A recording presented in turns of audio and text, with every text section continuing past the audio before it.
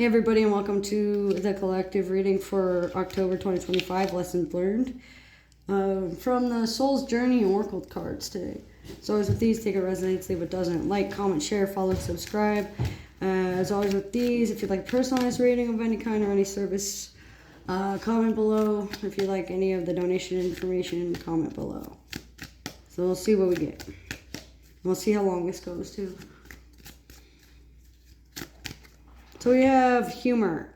I choose to focus on the lighter side of life. So you've learned to look on the light side of life, which reminds me of the song from The Life of Brian, always look on the bright side of life. Focusing on humor and seeing things as funny and having relatable, objective humor. Having a great sense of humor in events and from an objective standpoint, rather than taking jokes personally or taking things to heart or taking things and holding them in your heart space that no longer serve you any purpose. This is a lesson in letting go. This is a lesson in happiness and joy and finding to laugh at things, because if you laugh at things first, it seems so funny to everybody else if they're trying to make fun of you with the same information. So basically, like beating them to the punch, beating them to the joke, and beating them to the punchline, basically. Looks like light beings and light work, or lightening up your load by speaking up or advocating or seeking out a non-judgmental safe space, following like the golden rule, working on where you've idolized a few things or where you still hold on to strong ideologies. You're squaring off against things. You're able to manifest your desires. You're growing in spirit and spirituality. I Ching coins stick out. The Buddha sticks out. Omega sticks out.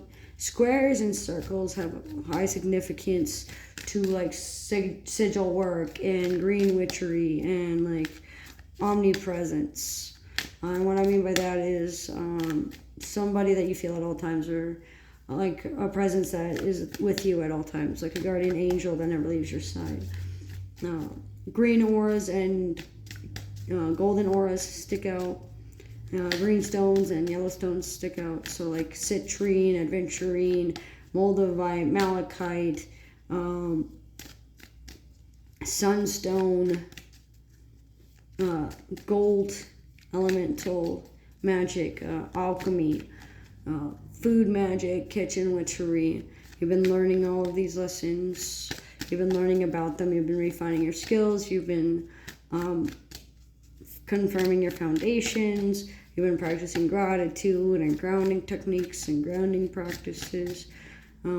You've found humor in situations where you've once found it to be upsetting. You've also stood up for what you no longer found funny, and you're learning where to draw the line on what's funny and what's not. Regret. I know that I cannot change the past. This is one of the big drives forward, knowing that you cannot change the past, knowing that all you can do is be in the present to change the future, knowing that it takes a lot of reliability and dependability and consistency to prove a point and prove that you've changed and prove you've adapted to the situation. This is a time of metamorphosis and growth and spiraling. Spirals are very important. Mandalas are very important.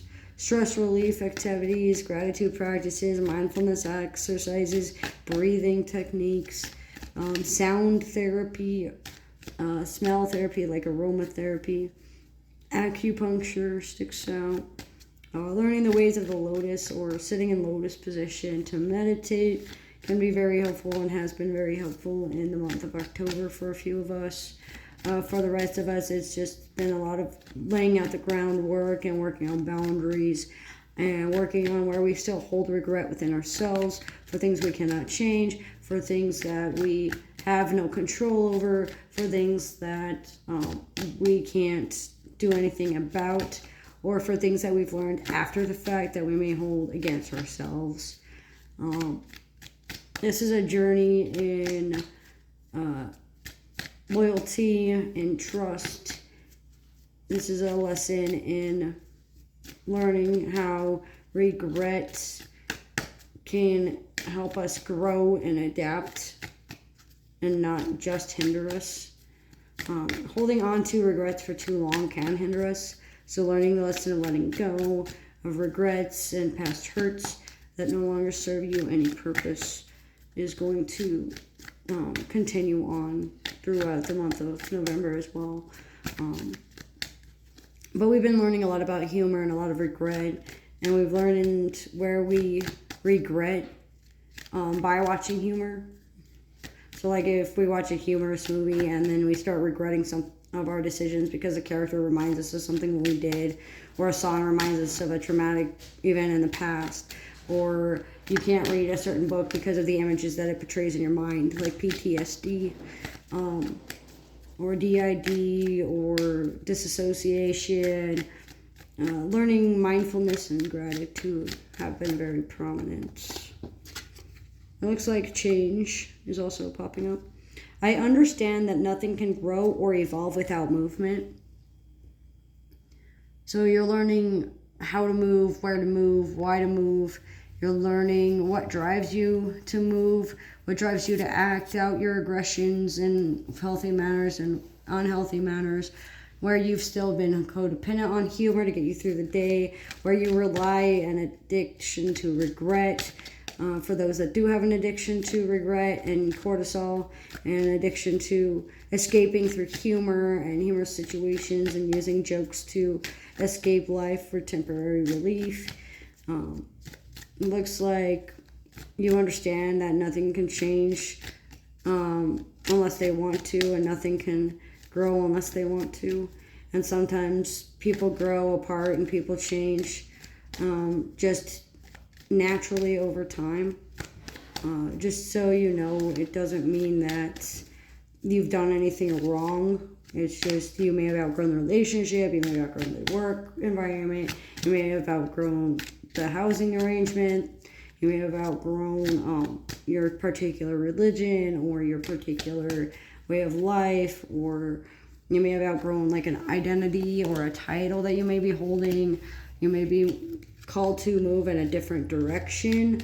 It looks like there's going to be a sense of confidence and self-discipline going on, a sense of control, and a sense of learning through humility with nobility and honor, and learning divine feminine wounds, and learning through motherhood wounds, and from female role models or role models that you hold a high regard that happen to identify as woman.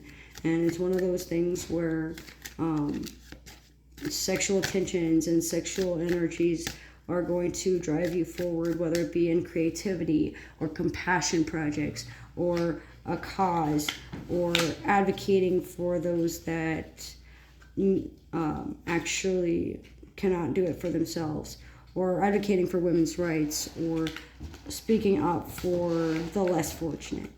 It's one of those things that it's going to dive the lesson into a stronger bond and allow for stronger connections to the divine.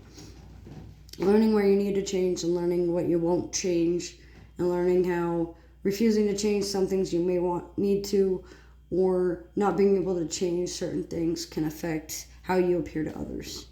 And that is going to be a long lesson that will continue through your life, but that's a big lesson. We've started to at least comprehend a little basic skill here for the month of October 2025 for the collective. As always with these though, take what resonates and leave what doesn't. Thanks for joining.